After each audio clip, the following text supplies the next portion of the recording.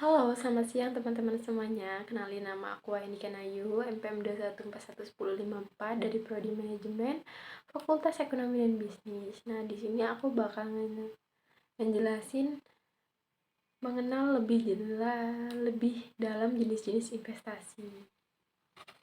Investasi adalah cara untuk memperoleh keuntungan dengan menanamkan modal pada suatu atau lebih instrumen pada jangka waktu tertentu. Jenis-jenis investasi dapat dibagi menjadi dua kategori, yaitu yang berdasarkan aset dan berdasarkan jangka waktunya.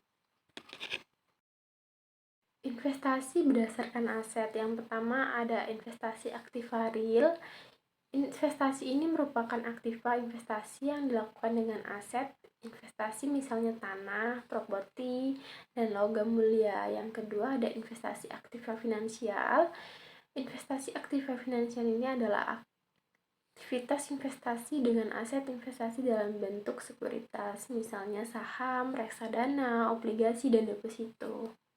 Berdasarkan jangka waktunya, yaitu ada investasi jangka pendek. Jenis investasi ini menanamkan jumlah dana yang dikelola dan biasanya mencapai 3-2 bulan. Dana yang diinvestasikan akan dikelola pada suatu yang mudah diperjualbelikan atau dicairkan dalam jangka waktu singkat. Contohnya nih, investasi jangka pendek kayak seperti deposito, surat utang negara, peer to peer, reksadana, saham. Nah, investasi dan selanjutnya ada investasi jangka panjang. Investasi ini untuk jangka waktu lebih dari 5 tahun. Jenis investasi ini biasanya dipilih untuk tujuan keuangan masa depan seperti membeli rumah, dana pensiun, maupun biaya pendidikan. Resiko yang harus diperhatikan, yang pertama ada capital loss, yaitu resiko yang kerugian modalnya mungkin terjadi jika harga saham turun. Yang kedua ada resiko likuiditas, yaitu resiko yang tidak kemampuannya menjual saham dengan harga yang diinginkan karena minim minatnya pembeli. Yang ketiga ada risiko kebangkrutan, yaitu risiko perusahaan yang mengalami kebangkrutan sehingga nilai saham menjadi nol. Yang terakhir yaitu resiko unik, yaitu resiko murni yang diambil oleh suatu perusahaan saja, seperti risiko persaingan baru, resiko kesalahan manufaktur, dan resiko produksi.